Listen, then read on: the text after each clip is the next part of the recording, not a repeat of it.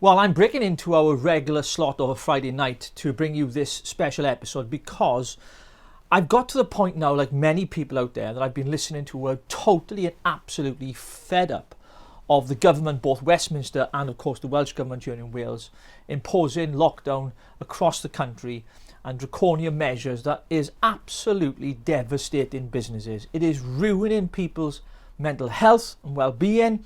It is destroying our economy. It's so many areas that it's affecting, and yet the government seem to be absolutely sure that it's the right thing to do. So we've had, for example, back in March when we went down on full lockdown, which I was very supportive of. I agreed with it in principle. I believed it was the right thing to do. We all obeyed, we all followed it, and it was the right thing to do. Now, of course, all we did was suppress the inevitability, which was that at some point, everybody, possibly around the country, will contract this virus.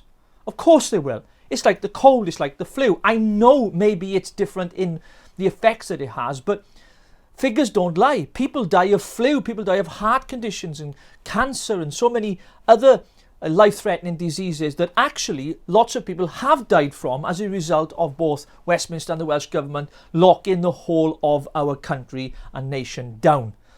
The truth is this: not only is this an attack on our civil liberties, but it's about time that politicians actually listen to the people.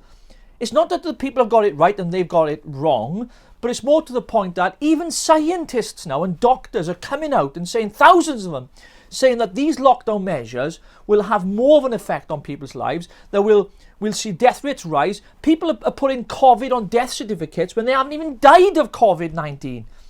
This is a wake-up call. We really need to challenge this. Now, as many of you know, I'm a great believer in keeping the law. Of course, we should keep the law, we should abide by the law, but there comes a time when enough is enough.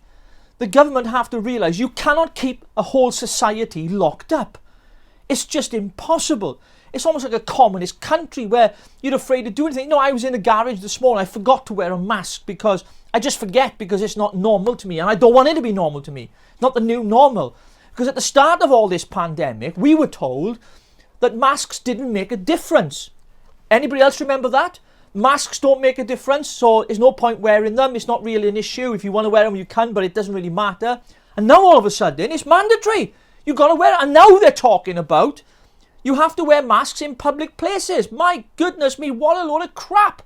Let me just share. A couple of weeks ago, I was, more than that, about 2 months ago, I was in Spain.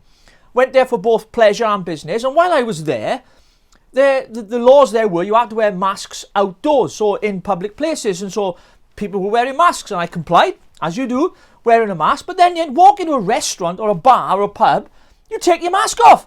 So you're in an enclosed space where this virus apparently is, it's easier to transmit in those enclosed spaces because you're indoors.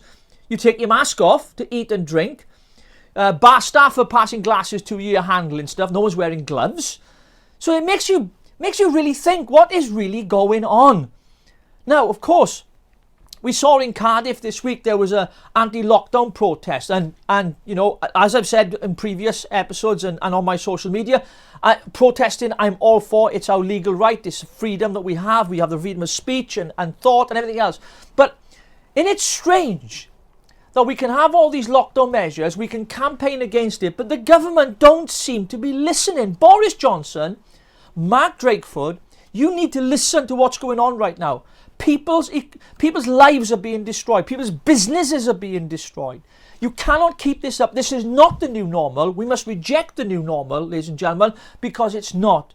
What we need to do is, in my personal opinion, I think I contracted the virus back in December with my family. We were really poorly, really ill, but there weren't any tests available to find out if we'd already had the virus, to find out antibody tests. But the reality is this: we're all going to get this at some point or another.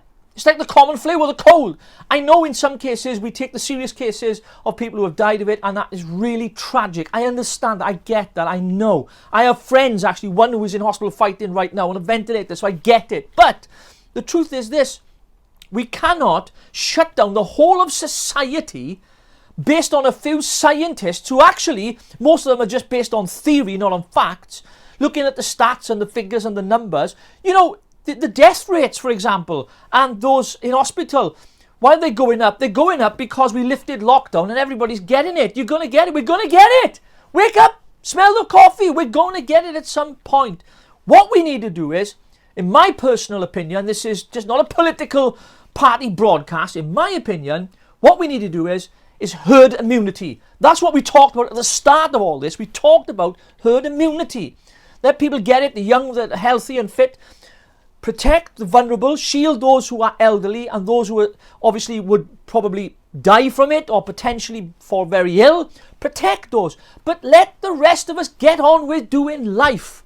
Because this is having a huge effect. Even my children are saying to me, Dad, this is ridiculous. We're in bubbles in school and all this stuff about public transport. You've got to wear a mask and then you get in and then you get off. It's nuts. This has to stop. The government, both here in Wales and in Westminster, need to start waking up. Stop paying attention to scientists like Valence and Whitty, who actually say one thing and then it all changes, following the World Health Organization's instructions. Remember when they scared everybody, saying this is the potential cases? Remember when we said we're going to build these Nightingale hospitals so we'll have enough capacity for the NHS? What happened to that? It's gone now. Why? Because the reality is that this is not as bad as people are saying it is. Yes, it's bad for those who contracted, who are ill and vulnerable, yes. But for the rest of society, it's time to wake up. It's time to let the people get on with it. And so I just had to break in because I'm getting really frustrated. Break into my usual schedule of Rich Politics to say enough is enough. This week I've got a few guests coming on. I'm going to share with you a little bit.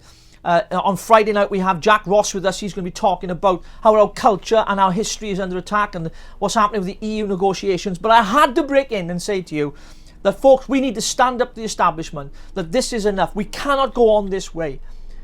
It's time now for the people to say to the government, enough is enough.